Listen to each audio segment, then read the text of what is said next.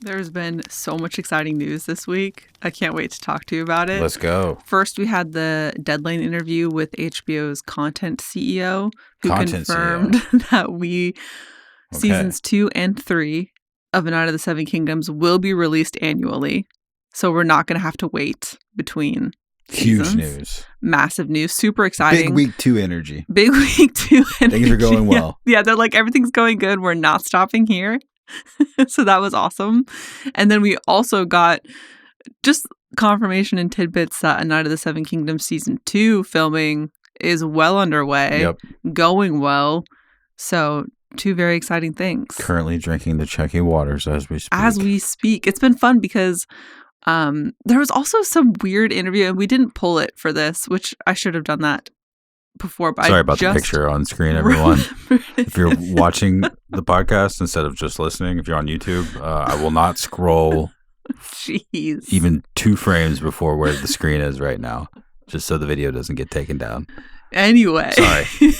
Please continue. There was also chatter from Ira Parker, who was talking about how he wants to continue the story with Dunk and Egg throughout the course of their life, up until the end of their life, in a way that would coincide with them growing up. Yeah. And that this would be a decades-long project. When I read that, I'm just, the whole past couple of weeks, I've just been in a sort of state of non-belief about how fun the show has been for everyone. Yeah. Which is sappy, but it's true. I mean, not my fault that the music is so good and that everyone's liking it. But when I saw that, all of that news this week about the not only what Ira said about the time distance, but just more chatter about the 12 tales that are confirmed. Yeah. Confirmed, air quotes, confirmed. And then the commitment now with HBO, it being an annual thing. And then him also addressing in this Deadline article, the ball is in George's court as far as where the show goes after the 3 published novellas. Yeah. So with Winds, with Hot D, with Fire and Blood 2, with these other adaptations that this chief at HBO also spoke on the record about today, which seeing it in writing again is always just exciting. Wild news. With the latest news. When you see the names attached to the project, Aegon's Conquest, 10,000 Ships, all of that being in the air and knowing that that ball now involves Dunk and Egg adds the same amount of tension we've all been feeling this whole time, except there's another good show on top of all of it. So good problems, but exciting news. Yeah, good news all around. And like you were saying, we're just kind of the momentum of episode 2 and how things are going so well and the people are loving it. And now we get confirmation from executives that they're seemingly really happy with how things are going. And it's only like You would say that though, right? You would say that at this point. I'm not sure how value is measured. I mean, whether week 1's viewership numbers, we haven't seen the same news yet at the point of recording this cast. So whether those numbers have held up or what metric exactly they're putting value on relative to A Night of the Seven Kingdoms, knowing that there's projects like Harry Potter on the horizon, knowing that House of the Dragon is still in that prestige spot.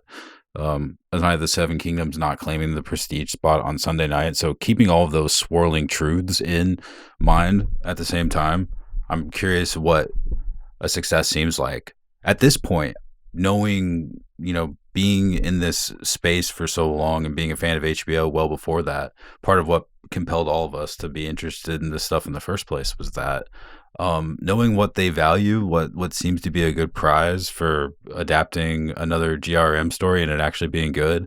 I think that what people have been saying, what they've been seeing online for the past 2 weeks is exactly what they wanted out of this. Completely.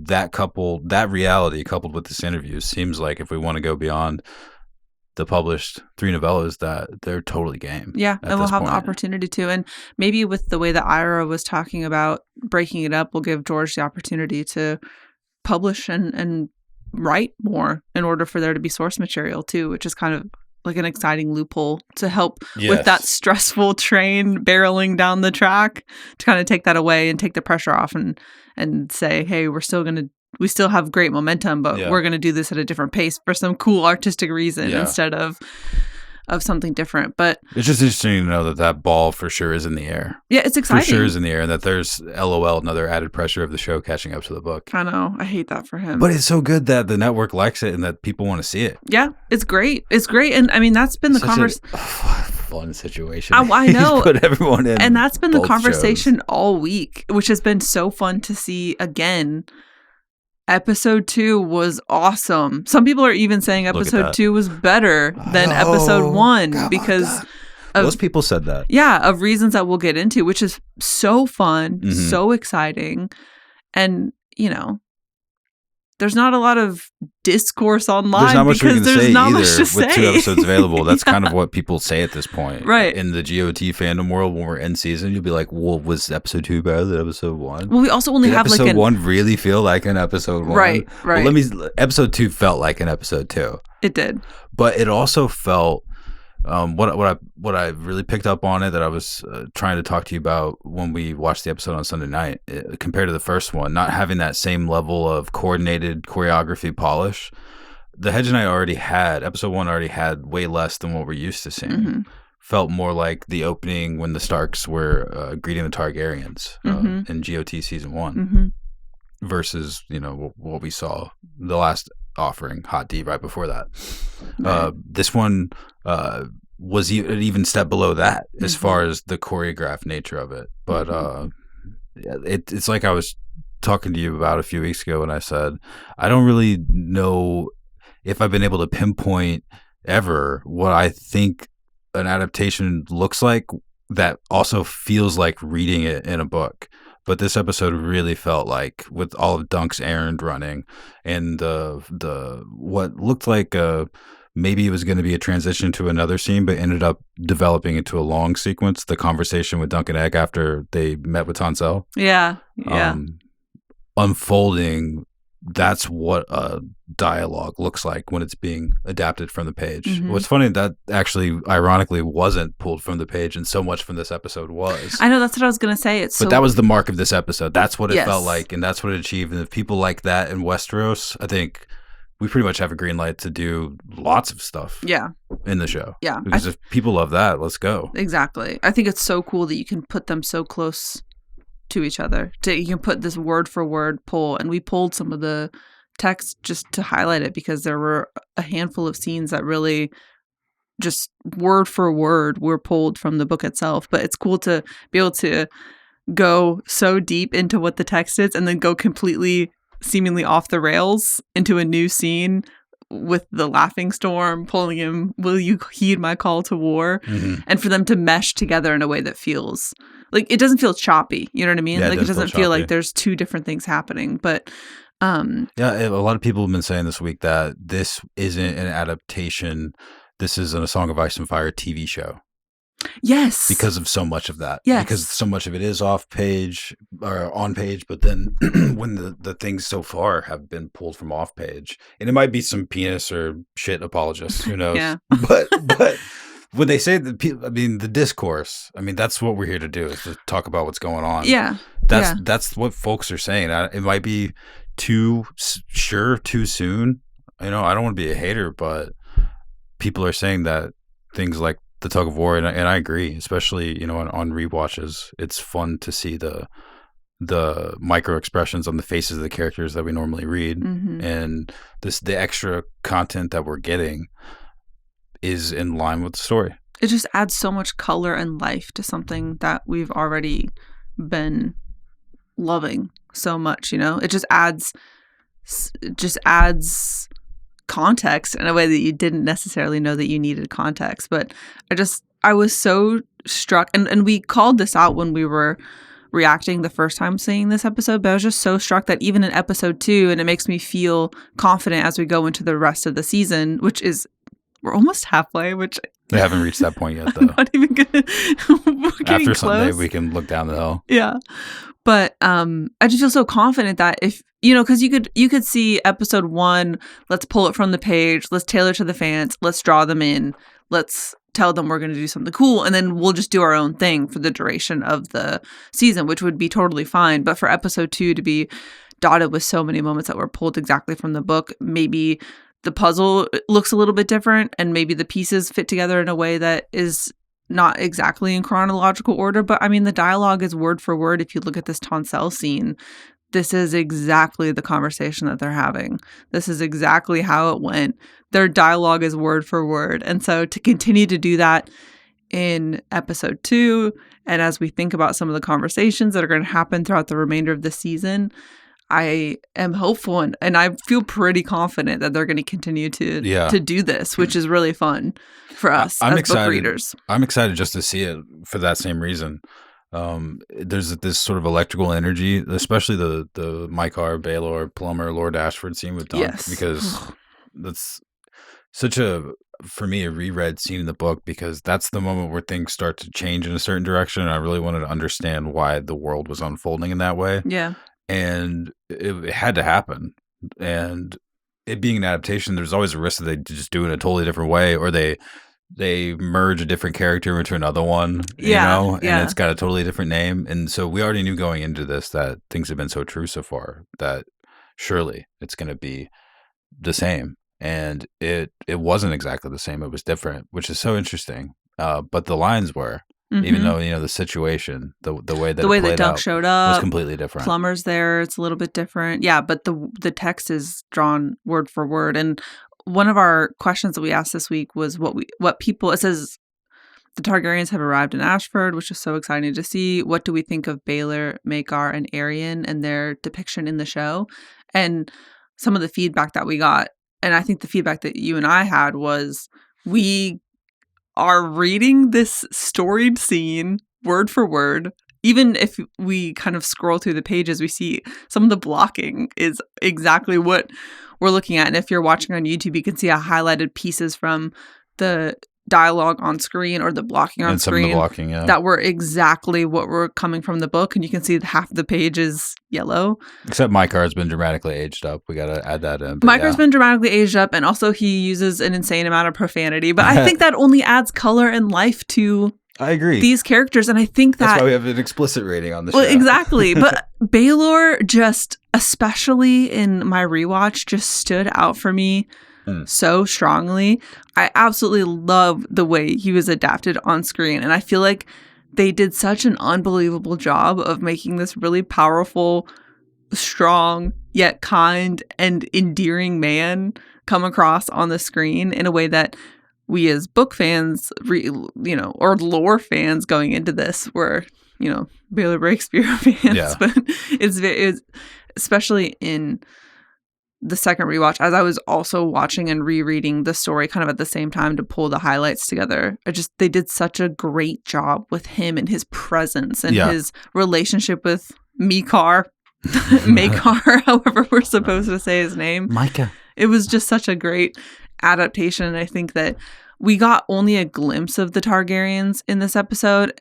And, aside from this great scene, but we're going to be spending much more time with them through the duration of the show. And so super excited for this initial glimpse that we got, because I can't wait for what the additional dialogue is going to be like, because I just feel like they nailed the casting, particularly for those two guys. Yeah, it definitely seems like they're saving up for the rest of the season, which obviously these are just checking all the boxes of what a good TV show needs to be. But it's evidence that the novella, like many of us were saying for years, was just primed to be adapted in this way. It doesn't need anything especially other than extra fun. The 6-episode episodic structure, the not adding too much, but adding enough to translate some of those larger points that George was making about the world and that he didn't need in order for the novella to be so tight and to be so musical in the way that it is.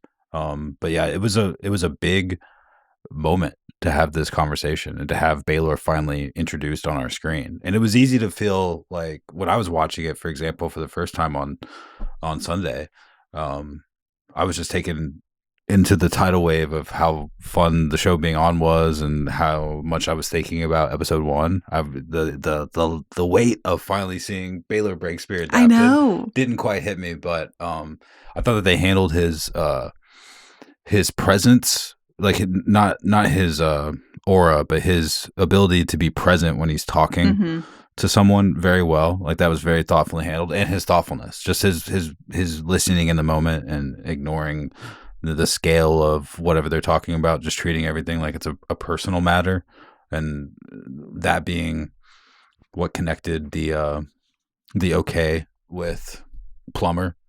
I love the head nod. You know, there's a bunch of different ways to look at the reasons why they changed Dunk's entrance into that scene. I don't know if you want to get into that right now, but I have some thoughts about that. Yeah, I think we can get into that because that's the biggest piece. Because to me, that pretty dramatically changes the way we see Dunk's character. Because in the novel or in the novella, he really wanders in kind of on accident. He doesn't know what's going on. He doesn't know who's talking. He's looking for Plummer. He just kind of finds himself there.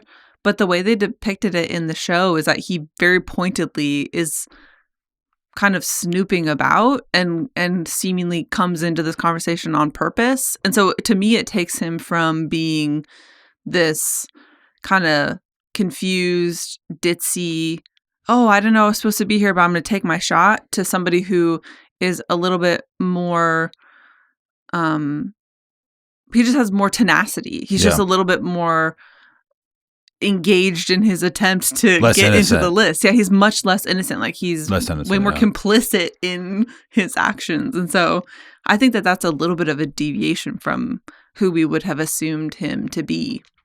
Yeah, it's like he's, in this version, he's okay with being less innocent if he knows that he's innocent, since he knows that he's innocent, right? Since he knows that so many of these people should be speaking for Sir Arlen, since he knows that all he wants is a place in a tournament that's going to be next to impossible for him to do that great in anyway. Right. So he's going forward with it. It's an interesting deviation because I don't know if it was really that necessary, but you could say the same about Egg sharing lines with Dunk. I think that I see those as two different things, but go on. Well, I definitely see them as two different things too. Meaning that they're similar in the way that I don't think that they were necessary, but what they're doing is sort of expanding the dimension of who these people are, and how they fit in with each other, in a way that the author didn't originally intend it. That might be, it might be just to make things have more body for the TV show, but also we've only seen 2 episodes and we don't know a lot about how these things that they've been setting up are going to end up playing out. Like, for example, we don't know how Sir Arlen got the wound. We don't know if we're finished seeing more backstory involving him or involving Dunk himself, like potentially in Flea Bottom. We don't know. We don't know who Dunk sees himself as completely yet. Right. You know, so we're seeing this stuff and we're drawing those conclusions on the part of the show. And so maybe him having that tenacity, but also we know that he's not doing anything wrong. Like, these people are super rich for no reason. He's just asking for a tiny favor. Right. And he runs into young Lady Gwen, and that is a fun addition, I think. So it serves multiple purposes. And I like the way that Plummer interacts with them. They're kind of in on it together. Yeah. And Plummer respecting Dunk's plight, but also liking him as a person, is further echoed in that moment. And then we also get an added benefit of Baelor getting to extend even more of a merciful nature than he did in the book, because in the book this was just business, you know. Yeah. But in here, Dunk is encroaching on a private conversation, and I mean, they could give him the Ashford chair. They could, or something different. You know, they could do something to him. And the danger of this situation is kind of floaty and fantasy like, because it's not a safe place, and we're really reminded that later in the episode when the joust begins. That's what I was. And so, why is this so safe? It's because of Baelor. Yeah, it's because it could have gone the complete other way. Mike R was talking about something very private the moment that he noticed Dunk, which was a great device that the show added to the tension. And as far as the way that the scene logically moves after that moment, something really bad could happen. So they added a little twist on Dunk that I can't judge for sure yet, because we haven't seen all of it. And so many things feed into that. And it gave Baelor some more dimension, you know, and I guess maybe if you were just to put it on paper, maybe it seems like a more interesting reason than just checking back in with Plummer, because in the book, that's what Dunk was doing. Exactly. It was desperation after all the searching. Right. And we were just talking a couple weeks ago when we were reintroducing the Mystery Night on the cast, when we were just talking about the first two novellas leading up to this point, that, you know, that kind of moment right there would be a turning point for someone like Dunk, because a lot of people would have quit right there. But that's part of the character of Dunk that George is writing, that has something more than others. And we could either call it stupidity, we could call it the knightly nature that Sir Arlen was able to, because no one else was there and they were just on the road, that Sir Arlen got to have as a science project, basically, to raise, like, I'm going to raise you as a real knight. Yeah. What could that be Meanwhile, like? his dick's down to his knees and he's doing God knows what for his whole life before he even meets Dunk. Yeah. Dunk's like his like 8th chance at the world. And he's like, you know what? I'm going to do something good. You're going to be pure. Yeah. So, you know, we don't really know the reason yet. Yeah. Of how it all fits together.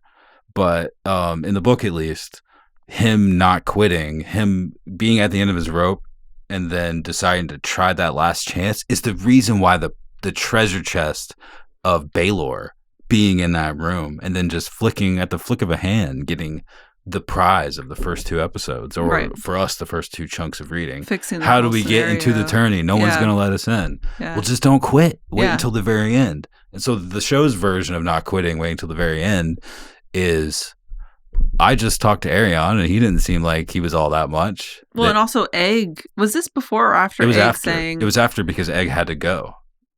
That's right. Yeah. When the Targaryens arrived on the bridge, he was like, I'm going to go mess with the horses. Yeah. And that's the scene where Egg asks Dunk, why do you treat these royal lapdogs like they're your betters? Yeah, so he maybe says, that has some piece of it. He says, turn Sir, what's his name, Leo's asshole into a lancel. Yeah. Which I can't believe. There's so many things. Multiple lines I missed on the first watch that need to be celebrated. Or Lord Ashford fucks his sheep. Mm-hmm. How do we miss that? Right in that moment of silence before the joust. That's what I was saying. Yeah. Going into this episode, so much, I was thinking about so many things. Yeah. And people's owns were coming in.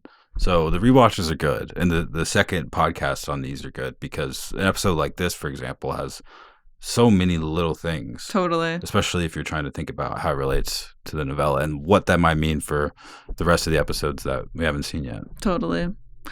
It's just interesting, I think, because I really didn't like this Dunk scene the first time we watched it, but after we've been talking about it and kind of hearing your perspective on it and rewatching it, I don't know, it gives him a little more agency, I guess, is kind of boiling down what you're saying. Like, I feel like it kind of gives him a little bit more of the power back instead of everything happening to him and him kind of stumbling his way in and out of things. That's a neat way to put it. He has more agency in this situation.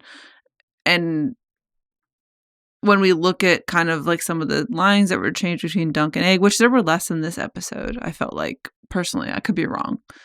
This gives him more power to have his fate in his hands versus everything kind of happened to him. So as we look at the end of the episode, when Dunk talks about how he is Sir Arlen's, he says he's his legacy. His name is Sir Arlen of Penetry. I'm his legacy. On the morrow, we will show him what his hand has wrought, or show them what his hand has wrought. He has agency in that situation. So this is him taking matters into his own hands. He's seen everything. He's met all the lords. He's experienced what he has needed to experience. He's got armor on the way. And then now we are going to participate in the joust, and we're going to like take matters into our own hands. Mm-hmm. So it's so funny. His chip, the chip on his shoulder seems to have gotten larger by the end of this episode. Yeah. But literally the hand of the king just let you into the tournament. I know. So now he's like, and for half this episode, he thinks that Sir Donald of Duskendale is like just truly, like him. Yeah, is just like him. So he's like, Such a cool story, though. Yeah, maybe I can be the man that Sir Arlen thought I was. So I really like what they're doing with Egg's character. Yeah. But how'd you feel about them ending 2 episodes in a row at the campfire? I like it. I like that. It feels like we were talking in another episode about it kind of feeling like a video game, you know? So it kind of feels like you're coming back to the save point at the end of the game. It feels that way in the book, too. Yeah, and we're off doing our little tasks, our errands, we're meeting all these different characters. and then we're back to the fire pit Yeah. to save the game and to reset Yeah. before we wake up for the next day. Same thing with the driveway and Once Upon a Time in Hollywood. And when we saw I slipped that in there. I know Hannah doesn't like that movie.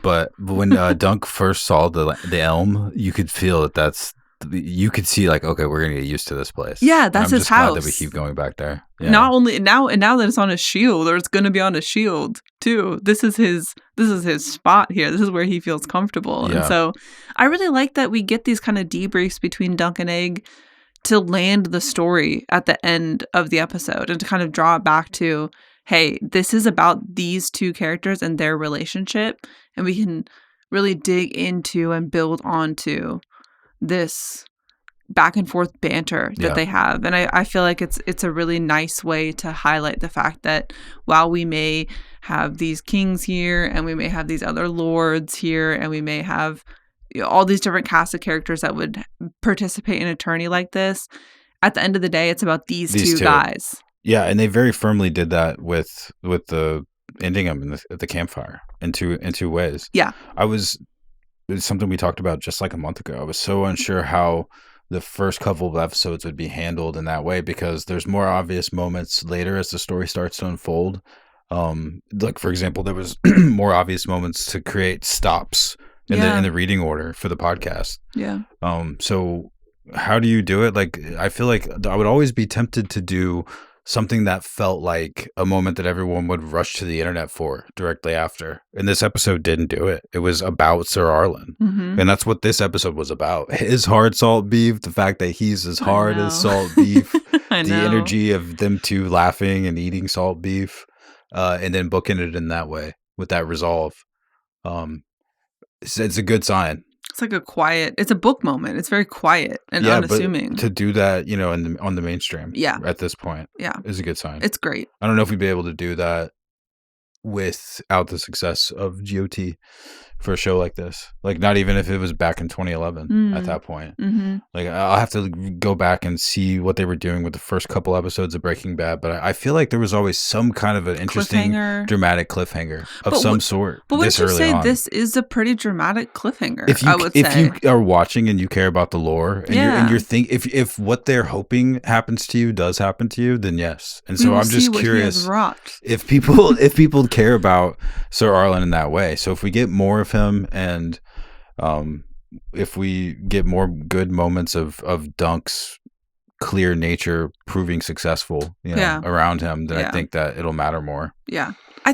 I definitely think people care about Sir Arlen after this episode. Right on. I didn't know what to think about him. That's so cool. What a rise for Sir Arlen of Pennytree. People will know his name. I know. This is so cool. The world will know of him. Oh my God. Imagine Sir Eustace when he's on screen. I can't even get to the Checky Honestly, waters. the man who played Sir Arlen would be so good as Sir Eustace if you give him a nice big mustache. See, I keep thinking about the guy who was Dunk asking permission for last episode. I can't remember his name.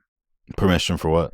To enter the list. Plumber. What was his name? Not Plumber. Manfred Dondarian. Dondarian, yes. He kind of looks like that too. He would make a great Sir Eustace. Yeah. Because he already has the hair. He's not old enough, but yeah. That's true. I maybe I'm in the minority. I don't know. But I feel like I'm closer to Sir Arlen after this episode. And after episode 1, I was kind of confused about how I was supposed to feel about him. Because we feel some type of way about him in the story. Yeah. But after episode 1, I was like, wait a second. Does Sir Arlen kind of suck? And Egg asked Dunk the same question in this episode. I never wavered. Is he a bad knight? And so I was kind of confused about how I was supposed to feel. But I feel like after episode 2... Okay, I see. Heart eyes love for Sir Arlen, so like he's my boy. They kind of gave people like whiplash a little bit. Yeah, but in a good way. Yeah. In a good way that really, to me, hit when Dunk comes to the realization. And you have to remember, Sir Arlen died like 3 or 4 days ago. It's not like this is something that Dunk has had an opportunity. Like, he didn't travel for a month to get here. It was just a handful of days. So his entire world has been completely rocked with the death of his father figure, And so I think that it's kind of cool that we too are confused about about Arlen's legacy as Dunk himself is grappling with. And how he died. grappling with the loss of his mentor, Yeah. grappling with him.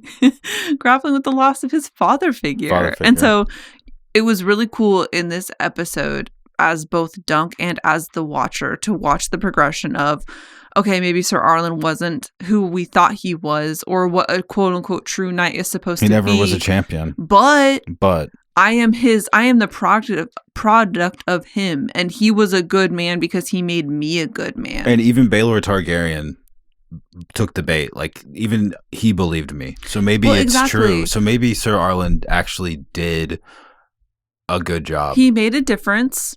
He actually did. Maybe he didn't win any tourneys, but he made a difference, and he was a good man. Not as a knight, but as like a figure to Dunk. He was nice to people. He was memorable in his own way to the only person who it really matters to. Yeah. And he gave Dunk a chance at life that he never would have had before. And so when he says, I'm his legacy and I'm going to show them what that means, I understand what you're saying about this kind of being a quieter flourish at the end. But when he rips a piece of hard salt beef, yeah, hell yeah, like, whoa! Yeah, no, same. You know, yeah, it's very exciting to me, and I can only assume that other people kind of felt similar to their feelings about Sir Arlen, just based on that. Well, I want to see some Penny Tree merch then.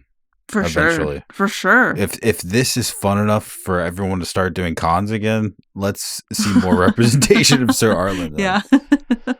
Surely they're going to sell a sword with the penny in the hilt. Surely.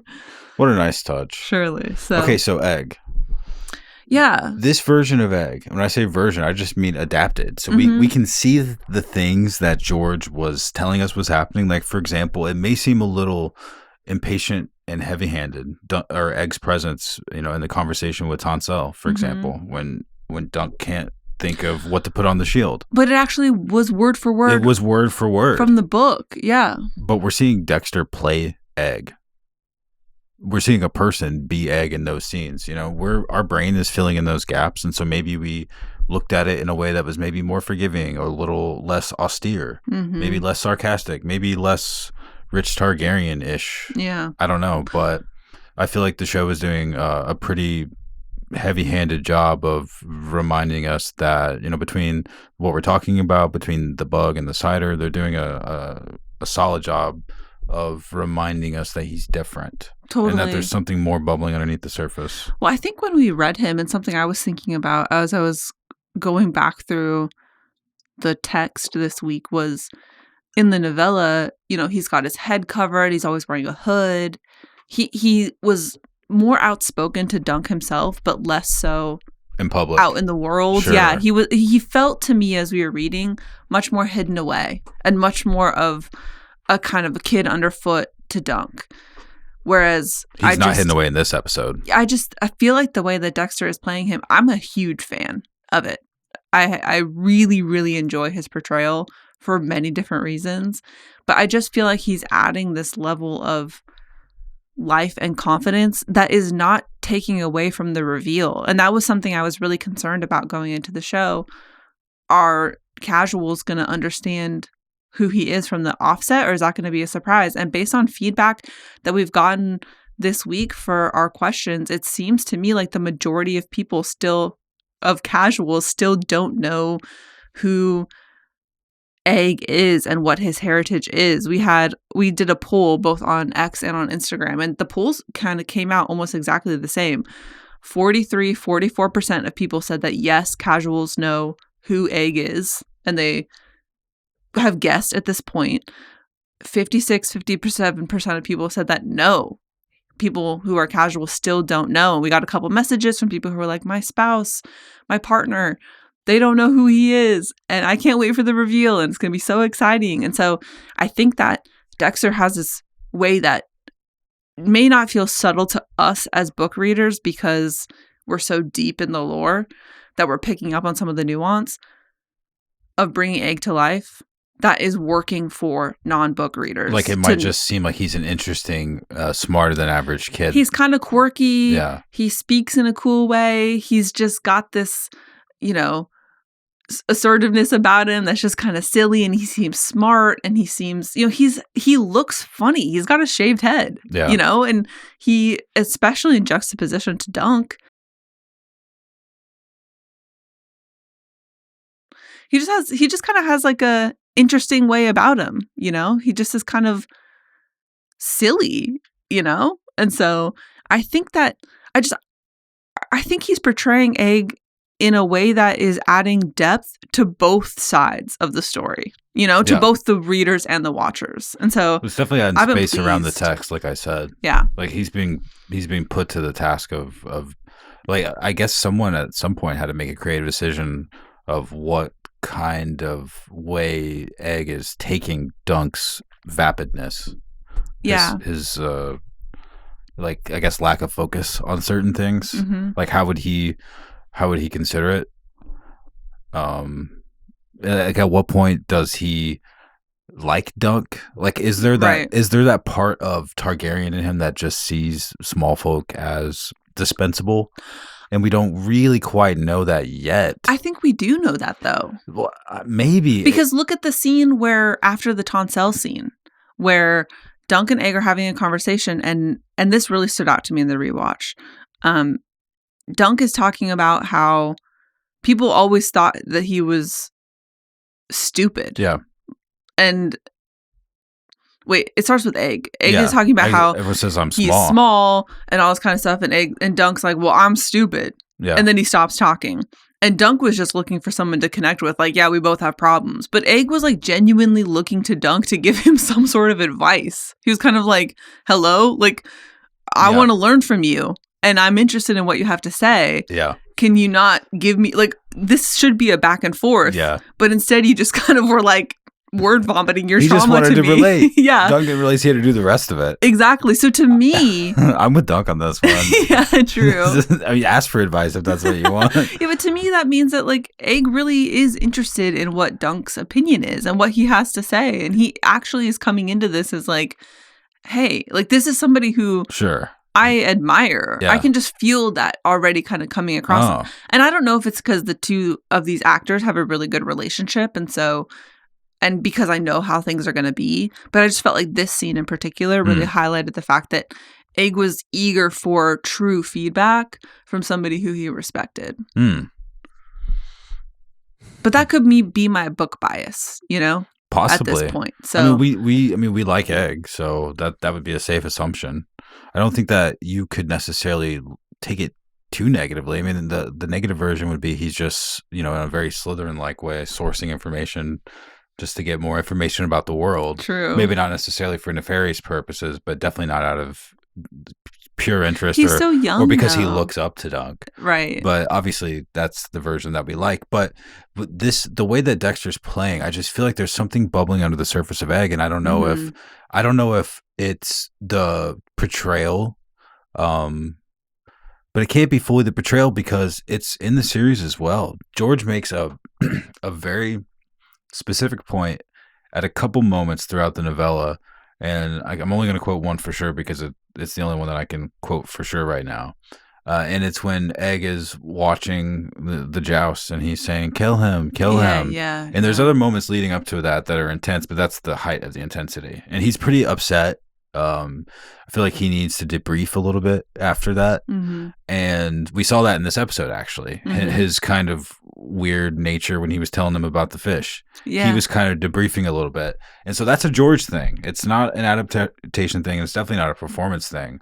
And so seeing it played out, though, it feels like there's something bubbling underneath the surface with Egg that I don't quite know about yet.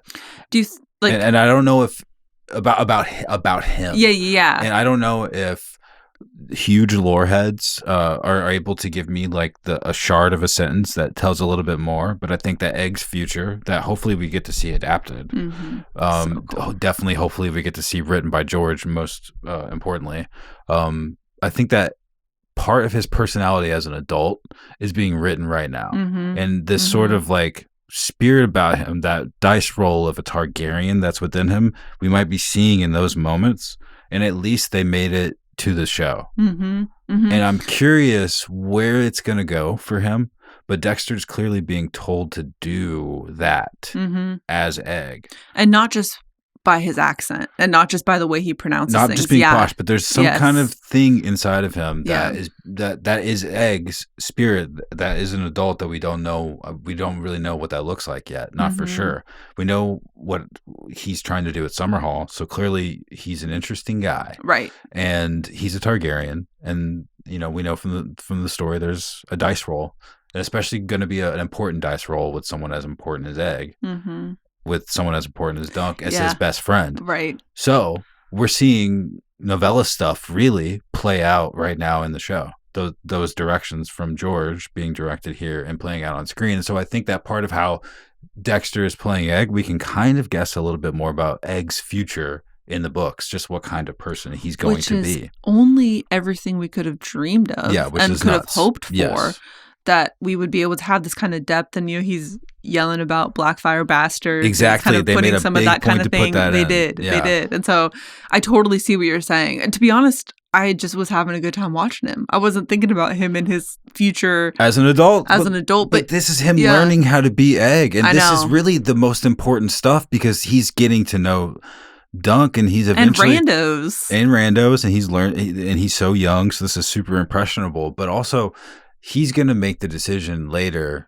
I'm not going to spoil anything, but he's going to make the decision later to live his life in a certain way, right? And that is part of, I think, becoming the good version of a Targaryen. Right? Like those decisions, of like who you choose to be, like Dunk not choosing to quit, Egg choosing not to be super rich, but to be, like doing things the right way. Like him seeing at Ashford that, things did work out or can work out in the right way was the reason why, or at least a huge part of the reason why he turned out not to suck. Yeah, but what's also an interesting layer is that at this point he does not know who he could potentially become because he's so far in the line of succession that it's not even a question. He ran away from home. This could go real south. Yeah, and the only person he ran away with is freaking Darren, who's prophesizing while he's drinking. I know, but so it's like the stakes are so low. Like he's being groomed, for lack of a better word, in some way because he's a Targaryen and he's got his family mantle to live on, but he doesn't know, nor is there any real opportunity in anybody's mind that he's going to be the guy eventually. Is that too spoiler to say? And so it's interesting because all of this stuff is going on and he's learning and he's understanding, he's kind of taking this all in, but he doesn't know that what this will eventually give him, like what a gift this is. At the same time, incorporating in everything you're saying about showing signs of the type of man he grows up to be played so early on in the story. So it makes me also really excited as we evolve into the Mystery Night. I know we keep talking about the Mystery Night, but there's also so many Mystery Night vibes happening in this story. You mean Plumber right here? No, this is Plumber. You need Maynard Plum. Yeah, my bad. Yeah, this is Maynard Plum. Get out. I get my train of thought, but yeah, my bad. But yes, I hear what you're saying about Egg. I think it's very interesting, and I'm just excited to see that evolve and what notes he's getting. Especially if Ira's plan to pause the show and just to come back after they've aged up. I mean, come on now. I also wonder what it's going to be like after the reveal is given to Dunk and how maybe like that subtle, not on page relationship looks to us in the show. Oh, man, it's going to be very exciting. I know. That's neat. It's very cool. It's very subtle. And I think that, I agree with you about Egg's character. And I think that everybody is kind of doing that a little bit. And I think Dunk is doing it a little bit more explicitly because his eventual storyline is pretty cut and dry. I think that's part of why they changed that in the beginning. Yeah. I think that maybe there needed to be more dimension. And I guess some of his innocence was sacrificed. But like I said, like the stakes are life and death. People are rich without earning it half the time. They don't remember people they should who took a wound in their service. Also, Dunk is in charge of Egg, and if somebody like Baylor and Maekar are going to be like, thumbs up, cool. Yeah, we need a guy who's a little bit more worldly. Yeah, for that to make sense. He's actually been the places that he said, stuff like that. This Steely Pate scene was also word for word. Again, word for word. None better. Dialogue was completely lifted from the story, which, I mean, honestly, we're big Steely Pate fans over here. Mhm. You more than anybody else. Massive. And so, again, so exciting for him to just be lifting the dialogue from the page. But one thing I do want to call out that I noticed is that in this scene, more so than we got on the page, Steely Pate kind of takes pity on Dunk in the same way that Plummer kind of took pity on him at first when he was asking to enter the lists. Yeah. They have that same kind of moment where they pause and they look at him kind of sulking away and they're like, wait a second, actually, maybe there's something we can do about that. That doesn't happen in the text.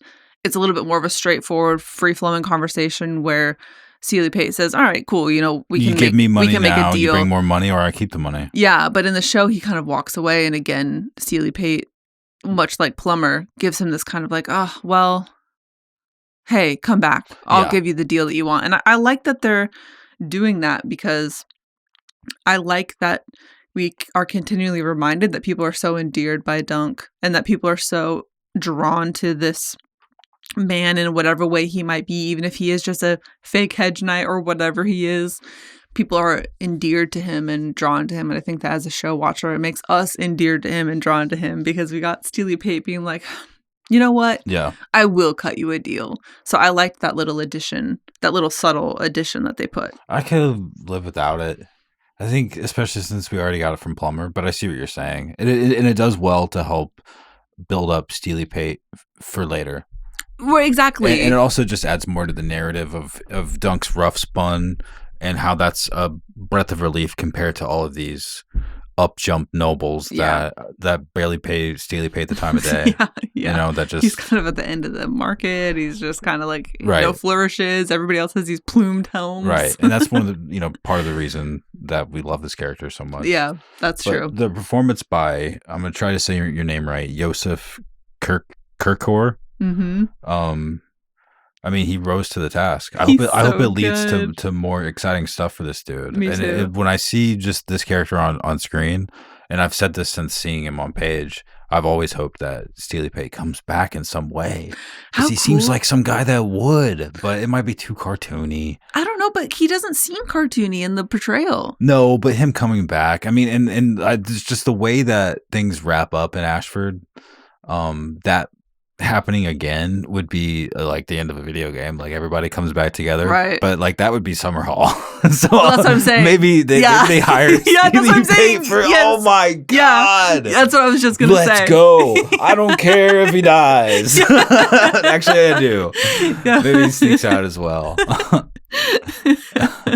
Damn. Well, listen. If George is going to be writing more of these novellas with the thought of how these characters have been written for the screen, because he's had such a heavy hand in that, then maybe we'll get some callbacks, I would hope.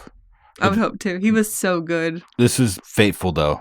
Switching it tonight really jarred me because I've read this scene so clearly, so often, or, for the cast, and that jarred me. That's my only critique. But there's literally lifted from the book. Haters out. There's some haters out there who are saying that this is not something that could actually happen at night, because do you know anything about medieval history? They could never have a joust in the middle of the night because of XYZ reasons. Oh, because of vision? Yeah, but haters fall back because having it at night just makes the ambiance Listen, let me just say this. Better. If I was in charge of any kind of party back in these days or had access, if they say we can't do it at night, we're doing it at night. We're doing it at night. That's the party vibe. By the time you heard about it, we would have had 10 of those by then, and it would have been awesome. I really like it at night too. And we would have hired the same exact band. It makes the town. It makes it feel like it's a nighttime party. Yeah, like, it just makes it feel like something crazy is about to happen because it's nighttime. It's dangerous. And things are people have been day drinking already. Clearly from the tug of war scene. Yeah, exactly. So it's cool to start it at night. Yeah. Like the night everything begins. Like say the convention is a weekend and it starts on a Friday. Or let's say it starts on a Thursday night and and the whole thing starts on a Friday. Like it's cool to kick it off at night. Yeah, with ambient lighting. Everyone's a little nervous. Cool. And also I think that just this whole sequence at night was super welcome because whenever it shifts from the conversation with Egg and shifts to all these people, it's the first time in the show so far that I get I got a White Walker vibe. I got a Game of Thrones battle vibe from the horns. Yes. The crowds of people. So Duncan losing Egg in the crowd. Yeah. He might get trampled. You know, we have to kind of save him for a second. And the way that Egg says it, it's like scared He's because scared, the tension's really high. But that's what these things were. You know, like throughout history, whenever we're at times of peace enough to be able to simulate battle, to be able to come in one place and watch these struggles happen for pageantry, it's like, it's fun. It's a Super Bowl. It's a good sign that things aren't so bad that we have to do this for real, that we can watch and cheer. And it's an even better sign that one of us can heckle in that brief, perfect moment of silence right before it all begins. It's so human. But this scene really called the scale of Westeros into play and the danger of living at a time like this whenever, there's no DNA evidence. You could just kill someone, on the side of that tent. Are they going to look at the stab wound and try to find out whose sword it was? Right. So that, I think, got impressed, and that was important. But also, medieval fantasy doesn't have enough nighttime stuff on TV. So much scary stuff happens at night in books, and we get most of it indoors. I say I welcome every single version of outdoor stuff that we can get based in any kind of medieval world. And if you're going to do it for the show where, for example, the Kingsguard Knights aren't like perfect elves that like for sure don't cheat on their oath, you can trust, like they're like, these are angelic beings that you can believe, and you watch the show and you're like, that's fun. And if there is one among them that's bad, they have like this scary song that comes on the screen every time they come on, and it's like a recognizable motif that plays out 4 or 5 episodes, and then half the story is about like how this one guy went bad. But instead they're all just normal.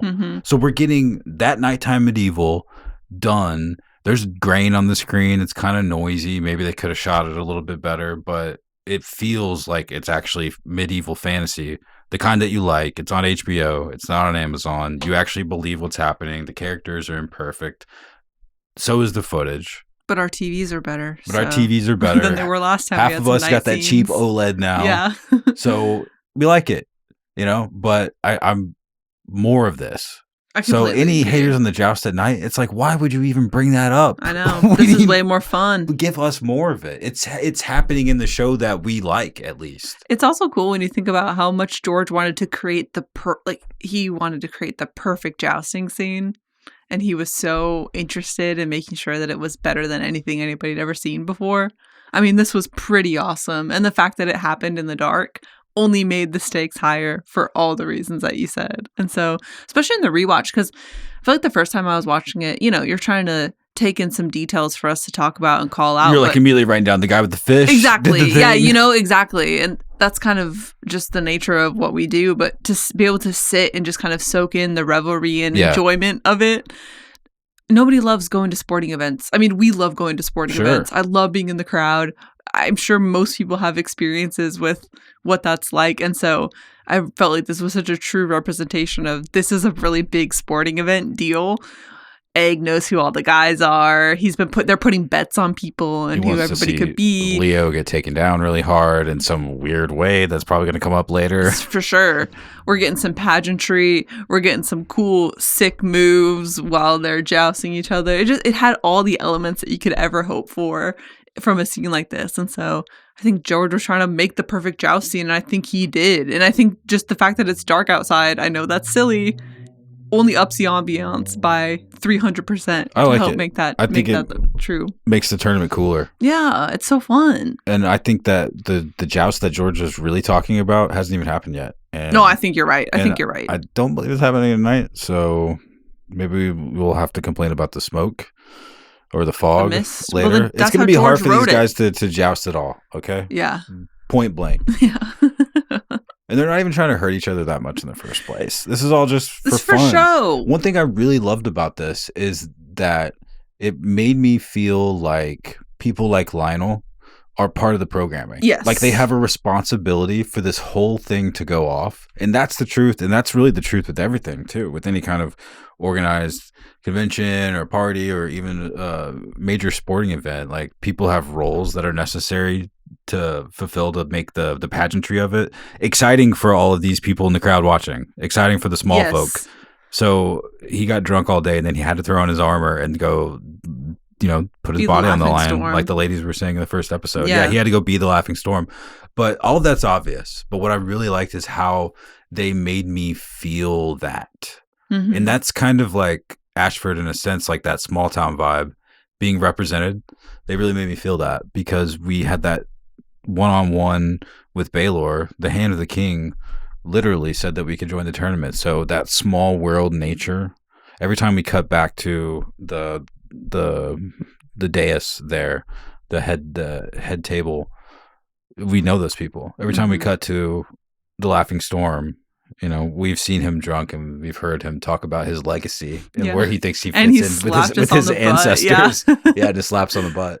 And that's like that homey vibe is kind of what people liked about GOT in the first place, because it brought that homey vibe, that natural sense to something like high fantasy. But that's something that HBO had been doing with their shows for a long time. Yeah. That was kind of like a template, like it's a mob boss, but he's like going to therapy. He's just like us. Yeah. But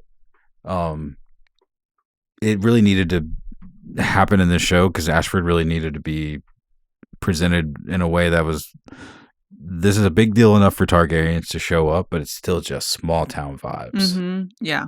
It's still the local townies are really out to play. And this feels like that. So just the reason we're spending so much time talking about it, I think, is because it just says good things about how solid the rest of the freaking season might be. I know. For God's sakes. I also really liked in the scene how so strongly Dunk realizes that entering this tourney is an absolutely wild idea. And it's more present in the show than I think it was in the book. That he looks around and he's kind of realizing that, maybe I can't win in this because I thought I was kind of good at fighting, but I'm not. Right. I was going to say, guys. In the book, it feels like jousting. Like, you've got armor. Like, it won't hurt that bad. Yeah, anybody can do it. They're just knocking each other off the horse and trying to hurt them. Like, oh, maybe you can fall on your leg. Remember what happened to Sir Humphrey Harding? Hope that doesn't happen to me. Yeah. But when you see this, the reality of it for both people watching the show, but for book readers, it's like, this not legit. A light thing that Dunk did in Ashford. This was a scary thing. And I know that they're showing off and there's a lot of pageantry, but that was a cool addition to the narrative. Well, and it's great as an analog, and this is part of the reason why George uses this world to make such a cool story. It's an analog to the world that this is pageantry, but in Westeros, their pageantry, like a bone might pop out of your leg. Like it's still pretty off the rails here. Yeah. So stressful. I'm telling you, there's more to this. Yeah. I'm not like Eris more to this, but there's something more to this. I'm going to keep my eye out as we continue on in the season, because I think you made such a great point with that. I also wanted to ask you how you feel about the pacing of the season so far. And this was one of the questions that we asked this week. How do you feel about the 30-minute episodes and how the pacing of the season is going so far? And while I think about your answer, we had kind of an interesting split. I would say 60-65% of people think it's good and that things are going well. It makes sense with the story. We understand the narrative. While like 35-40% of people are saying it's too slow. There's not enough content. We don't like it. And it felt like the answers that we got were pretty polarizing in one direction or the other. Also, shout out to all the people who said we need more Steely Pate when they were asking about the pacing of the episode. But I'm curious to get your thoughts now that we've seen 2 episodes. We know that we know what the length of time is for the rest of them. How do you feel like the pacing is hitting so far? Perfectly. Yeah. Yeah. Easy answer for me. Just look at how we ended episode 1 at the tree. We're ending episode 2 at the tree. Right. That's what I hoped for. Yeah. I hope that it would not be super front loaded and then just a whole bunch of action for no reason later. And I think that would have been the Hollywood version, but it's not. It seems very balanced. And instead of it being front loaded, it's being expanded, and I'm getting more Sir Arlen, and I'm feeling way more of the meaning he had in Dunk's life, and I'm seeing more potential mystery play out in a visual format instead of only in my imagination for half a second before I read the next sentence. Mm-hmm. Completely. And that is such a fun exercise. It basically makes you forget. I think the same thing is happening to you that's happening to me is I forget time as we're watching. For sure. I'm not realizing like, oh man, that went by so fast. I feel like we're kind of in the space because there's so much new content that doesn't make it feel like it's a 30-minute episode. Like I still feel like of course I want it to be 500 hours long. Yeah, and I think that's what like Travis Cole's point here. I want it all at once. I think that a lot of people feel that way too, and that's the fun answer. I think what The Dragon Demands is saying here, that a pretty good balance relative to the story, though it may have worked better as a long movie or at least binge release of all the episodes at once. I wouldn't change anything within the actual episodes we've seen. Yeah. So I think that what this answer is also echoing the sentiment of what he's saying is also what you're saying, that it doesn't need to be different. It's just everyone wants to watch it right now. Yeah, we just want the rest of the show. We want and it would feel explosive and like super victorious if you got to feel the whole Dunk and Egg story play out. But that will be a thing. And right now, these gaps are for the discourse. Mm-hmm. And if the complaint is, I would like them to be longer because I want more. I mean, that's part of, you can't always get what you want. Well, especially in an era where we're binging things and watching Twitch streamers that are doing 7-hour streams. Yeah. But I liked this response. Coolmon06 said 2 shows with nothing. I hope it's building towards something. And I liked that perspective because that's interesting to me. That's so different than what I'm thinking. And so I hope it's building towards something. We'll see. Well, I think it's kind of like what I was asking. Like, is the Sir Arlen meaning and is the bite of the food aggressively at the end like enough for some people? Like, do they care enough about those kinds of stories? Like, do they need to see a different kind of story to feel entertained? Totally. I don't know. It's hard because more so here than any other story, we are just so deeply tied to these characters that I feel like it's even harder than before for me to step out of these shoes. But I also wanted to read Paige Boyer 9 says, I'm actually surprised, but I'm fine with it. I think it helps that we're only focusing on one story. I would agree. I think we're all probably pretty surprised that we can spend a 30-minute episode. And because, before the season started, we were trying to go through and figure out what would fill story points would be in each episode. We're like, how are we going to get through this? But we're getting that plus some in a way that doesn't feel too interesting. So, I mean, obviously a lot of thoughts on this, and I think everybody is going to experience this differently, but it's going to be interesting too when everything is out at once, because I do think some people are waiting to watch it until they can watch everything, because it's only 6 weeks, so it's like, oh, I'll just wait. I'll forget about it for a little while. So it'll be interesting on the rewatch to be able to sit and see it all over the course of a couple hours. Yeah. Like the way Dragon Demands was saying. Like that, exactly. You'll probably really like it then. Yeah. You know? And it may be slightly doing the show a disservice for potential fans if they only get to see episode 2 and then they have to wait. Like, maybe that excitement won't be as big as if it would have been between episode 1 and 2. So some people might fall off there, whereas if it was available and they got to see the conclusion, they'd be like, I love this. I also wonder too, it's been so long since we've seen A Song of Ice and Fire Game of Thrones show on our TV screens that now we're just getting fed little crumbs. And it's annoying, And so when we're getting this these guy shows, says I want an hour. Yeah, so true. Yeah.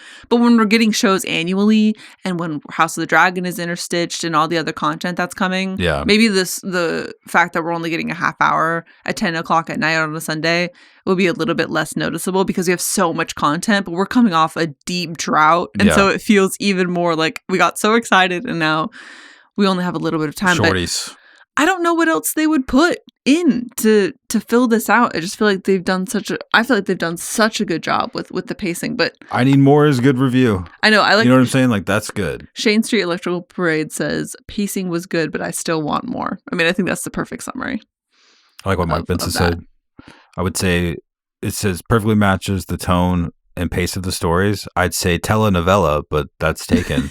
That's hilarious, but it is like they took the novella to the screen. Yeah, no, I mean, we're already adding so much, guys. Let's not risk it. Well, you think Let's about like keep the it. tug of war scene. You think about the Kingsguard scene. That's like, there's every just bit so of that many- is a yeah. risk. Yeah, it is. Every bit it of it. is. It is, and it's paying off. And so let's not get too hasty here. Okay, so our third question: which character / portrayal stands out to you the most? I mean, what a good pick you chose. First off, I love Ma Peach's natural response to this, who says, "Hate to be basic, but Dunk. Never thought I would grow," in all caps, closer to the character. And I think that kind of sums up what we were talking about earlier about Egg and his portrayal. Mm-hmm. Us with these characters that we all so deeply care about, having an opportunity to explore their personalities and grow closer to them. Doing the work of our That's a good imagination. take. I didn't Yeah. have to think. You just showed me a nice expression on his face. I know. Wait, he got really sad selling Sweetfoot. Yeah, Dunk rules. Yeah, but Yeah. I thought I don't think that's basic at all. I think that No. that's a really good take. Yeah, no. Basic takes, it's inevitable. You just have to embrace it. Personal. Yeah. Like, you know what? Every time you turn on these mics, you just have to know it's going to be a basic take.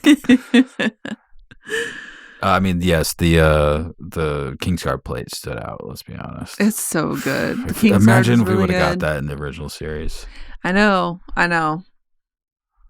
But we got a lot of good responses. We got Travis Cole says Steely Pate or Tonsil too tall, but it's a tie. No, Said that's what I'm I'd talking love to about. see That's what Steely I'm Pate or talking Tonsil about. too tall, but it's a tie between the Laughing Storm, Alana Baratheon, and Sir Arlen of Pennytree. That is so cool. Mm-hmm. That those are the dudes. I know. We never would have I thought. feel that way too. Like Tonsil is 1-to-1 from the books, and I really love the portrayal. But as a book fan, seeing more of Sir Arlen, it's definitely like in my brain more. And I mean, you dressed up as Tonsil, for example. Yeah. Like you love Tonsil, Yeah. but still like sort of second fiddle to some of these bigger things. Which I never would have guessed Me either. leading up to it. Me either. But I mean, like Dunk doesn't end up staying with her, so That's true. or he kind of tries, but it's kind of the same in the book, really. Like there's bigger stuff going on than There just is. the girl. And but the That's girl is so like the underlying narrative. I'm glad that's coming out that way, because otherwise something would have felt off. We would have been like, I don't know why, but it's not that good. Well, especially if we're going to leave her at the end. You know? Right, It'd be like, exactly. this is kind of weird. But the Ow. Steely Pate scene was way better, so I think maybe that means we're not leaving him. I know. Yeah, that's what you're saying. It's a hint. Yeah, he's sticking around. I want to Oh. read some more of these. At Lies and Arbor, Chloe says this is a subjective take and not an objective take from a stalker fan with a picture of Darren the Dreamer Yep. as somebody who stands out. There's gonna be more of him. I'm so excited. Me too. We've got More Sir Dana Arlen. Butterfly 13 who says Dunk and Egg Lionel, of themselves for course. sure. They're great together. Hophead 1967, Sir Arlen and his perfectly engineered burial plot instead of a hole in the ground with a laughing emoji, eggplant emoji. Yes. I know you took a lot of notes. Is there any other points on your list that we didn't get to yet? When Dunk went to Steely Pate and Mhm. also to sell Sweetfoot, he still Ugh. had his shield. Yeah. The continuity issue. Yeah. So you read the same thing I read. Yeah. It's not as egregious I as definitely a Starbucks. didn't notice it with my eyeballs, Yeah. that's for sure. It's not a Starbucks cup, but No, thought that was important to point it out. So some things were moved around Yeah. in the way that they shot it. Loved all the errand running. I mean, let's go. I already talked about I'm defending the nighttime stuff. Shall I do it again? I thought that Sir Arlen's backstory not only gave us more of the space to know the things that we've been talking about, but also I think that it says a lot about a person at his sort of wage level in Westeros yeah. and the kind of lives they lead Yeah. and the way that he was dealing with his wounds specifically. hmm I just all those looks, even the way he peed outside, it just like gives me, you just give me such a nice window into Westeros at that moment. Yeah. I agree. The beginning made me so happy. The Sir Arlen scene? Yes, Okay. the whole not that part. Actually, yes, but I mean, I was shocked, of course. But after that, this felt very like colonial, almost Appalachian. Yes. Yes. and it just like I think will sing to the heart of a lot of people watching here, Mm-hmm. stateside at least, for that specific reason. And just love the laughing at the tree. It must have been fun to film that. They must have been, because it looked like a genuine laugh. They must have genuinely been busting out laughing at the fact that we're getting paid to do this ridiculous thing right now. So good. It just made me very happy. That's what I was trying to say earlier about how endeared I am to Sir Arlen after this episode. Yeah. Mostly because of those first opening minutes. It was just so sweet. I'm so happy they named the episode after that. Can't you see the banners, you giant cunt? Oh my gosh. Just again. Perfect again. Like almost David Lynchian, how it just like pulls out from like a bad dream. Like basically is what that is. Dunk saying, "I trust it will not be found dead" to Mykar. My so gosh. Funny. So good. We have an answer for the fire tricks we were curious about from the first teaser. Pollen that they collect on the way. Pollen's very flammable. Shout out to Egg specifically for asking that. We need that info. So Egg comes up with the idea for the shield. But Dunk adds the spice. And I thought we've already had a little bit of that with the shooting star scene, but them doing it again. It was kind of like the Leo looking at the screen, whistling. I was like, oh, that was part of their like useful, dual weapon. Like they're both pushing the flag at the same time. Like that's what they both bring to the table. That idea and then that magical spice with the shooting star. That was a nice touch. And they'll, I think, swap. And I think they definitely start swapping that role in book 2, but that's for another day. Was that ill handled? Oh my gosh, that was so good. The way puppet he girl. Says it, he is so just the way that Peter Claffey is just like baffled in the moment. He's like scared. He just acted that out so well. Yes. She is painting your shield. Yeah, but for pay.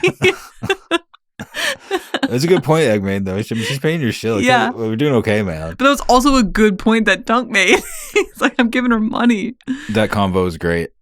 Will you heed my call to war? Again, just you seeing through to the spirit of the story. Great addition. Too good. Stilly Pate ruled. The Sailing Sweetfoot sequence was freaking terrible. Can we go back a little bit to the Will you heed my call to war? Yeah. Do you get some sort of like John the Fiddler vibes from The Laughing Storm? Oh, for sure. I think that's funny that they're doing it like that. Yeah. If there's only so many archetypes, he's definitely that archetype. That is so John the Fiddler. That is what so happened John there. the Fiddler. That is so Lionel Baratheon now. It is. Lord Ashford fucks their sheep. It's his own tourney in front of the Targaryens. That's pretty much everything. Yeah. Egg's intensity. Sir Arlen never being a champion, but he was good to me. He raised me to be an honorable man. I mean, I think that's a pretty mic drop way to end it, and it speaks to how bold the network is being and paying for this. Yeah, I would say, that's it's steeped in the pages of the book the way that they mic dropped episode 2. It was so great. For better or for worse. I hope for better. I completely agree. It was so great because that would be a really good sign for the potential of these kinds of things being on TV in the future. I feel like there was just this like drought there for a bit. This stretch, but I want to see more of it. And knowing that there's going to be 2 just at least Westeros shows. I know. Plus all the other ones that they've been talking about. Let's go. We got so much information from that interview this week. So very exciting things ahead. Means that there's going to be a lot of owns in the near and not so distant future, y'all. So thanks for rising to the challenge and answering the call. It's time to read your owns from episode 2, Hard Salt Beef. Starting first on X, we'll go to Jason Alden, who says, my own is to Sir Arlen and his longsword. From Travis Cole, my own goes to the Laughing Storm, Sir Lionel Baratheon, with such ingeniously hilarious lines as piss froth, clam-handed cunt, and cunt-strapped dandelion. The last one's in reference to House Tyrell. Also, Steely fucking Pate. And what a way to open the episode. Blushing emoji, head exploding emoji, purple vegetable emoji. Purple vegetable. Yeah. Richard Gould says own to Sir Holy Crap of Pennytree. Hey. Naughtiest Maximus, Egg, the best Corton wingman ever. Carstark92 owned to Egg's reaction to Dunk being thick as a castle wall. His expression had me cackling. Abinarwa owned to the Kingsguard, Sir Roland Crakehall and Sir Donald, who brought their handsome faces and came dressed for hashtag Ashford Fashion Week, hashtag White Cloaks for the win, heart emoji, saluting emoji. At Henry Darrell 317 owned to Makar for not knowing who Manfred Dardarian is. Like everyone else. Even though Baylor is married to a Dondarian, I too forget some of my in-laws. Nick Jameson, big own to Egg being Dunk's wingman in the scene with Tansel, his various faces. 2 crying emojis. At the McRiblet, great episode, beautiful ending. Unholy Kev owned to Sir Arlen for putting Hodor to shame. Shots fired. Spencer out at SMB 112 owned to Are You Baylor Targaryen? Are you Baylor Targaryen? Which, again, on the rewatch, I can't stop laughing at that scene. Sir Galahoo of what? At Matt Cuddy, I'm not going to go for the low knee hanging fruit. I'm going to give my own hanging fruit this time. I'm going to give my own to Steely Pate, who was fucking perfect. The look, the sound, all exactly how I pictured him. And wow. Here's a reply from Yosef Kirkor to Matt Cuddy, a gif of Keanu Reeves looking very humble. Steely Pate himself in our mentions. And Matt says, yes, my G, thank you for sticking so true to the source material. Can't wait to see more Steely Pate. Yes. And also says, you got the real Steely Pate in your own reply, showing love to the fans. Ghost Kill Cersei 2K19. Oh, no. Own to all of us who have the same own. No doubt he can joust, but how the hell does he ride a horse? Hashtag hard salt beef. And next from at Straight Savage Cole on his rewatch sent in some owns. Love that. First, Dunk following the servant girl into the hall tunnels reminded me of Arya when she went wandering into the bowels of the Red Keep in Game of Thrones Season 1. Egg, the consummate wingman. Lord Ashford fucks his sheep. Guy who yelled that is a legend. And the actor playing Plumber. Z-Brennan93 owned a Baelor Targaryen, the most reasonable person in Westeros. I am already crying. Why would you be crying? At Hale Bopper owned to Egg for being better at talking to girls than Dunk is. And for being better at swearing. From Seth410 on YouTube, owned to the second shield Dunk owns. I finally get it now. Yeah. Trisha Lucy owned to Plumber's face reflecting everything we're thinking. Ghost Chase Killa owned to Sir Arlen. Jeez. Eyeballs emoji. Sluggeroni forgot to say Sir Arlen's longsword is his by right. Maw Peaches Natural. All men are fools. All men are knights. Crockergile owned to Sir Arlen of Pennytree's knighthood, but I suppose that is low-hanging fruit. Oh, come on. Grace 2001 owned to the Tyrell chewing sour leaf. Severin Vey owned to being thick as a castle wall. Mrs. Duncan the Tall. Oh, she got serious. Owned to Sweetfoot, and thank you for your service. Oh. Crying emoji. DLogsy13 owned to our squire. Big egg energy. From Schmurda, Sir Arlen of Roll of Silver Dollars Street. Not pennies, not quarters, but silver dollars. SM Brightbach, massive own to Sir Arlen of Pennytree's tree. JMN Johnson, here's to turning assholes into lance holes. I'll cheers to that. Grace 2001 owned to the Kingsguard armor. JMO 2112, my own to Dunk for making me tear up when he's selling his horse. A Steely owned to Egg being adorable and cheering so hard during the joust. Adorable. Okay, I need to rethink things. Mrs. Duncan the Tall, owned to the way Dunk cared for the old man. About a million crying emojis. Also, Mrs. Duncan the Tall owned to Ira Parker, making us cry the whole time. From Gary, son of Gary, owned to Egg for being quite the wingman after his firebug ass gets some fire info from Tansel. Yeah. Again, Mrs. Duncan the Tall owned to the Wood remix Taylor Swift will write about Sir Arlen. Ink as Rain owned to Daeron for being mentioned. And finally, last but not least, Mager with tweets. Owned to Sir Arlen's hard salt beef. Oh man, always my favorite part of the week. Thank you everybody for sending in your owns. If you also want to follow along, you can find us on Instagram, on X, on YouTube, or sending us an email to contact@gameofowns.com. If you're just listening, this is a really fun reason to go watch the episode on YouTube because we're putting everybody's owns on screen. We can finally see the GIFs in person. Yeah, clicking through all of the episode and stuff while recording. It's been new and it's been fun, but if you haven't checked it out yet, now's the time. Please do. Otherwise, we're back on Sunday night. We are. I'm so excited for episode 3.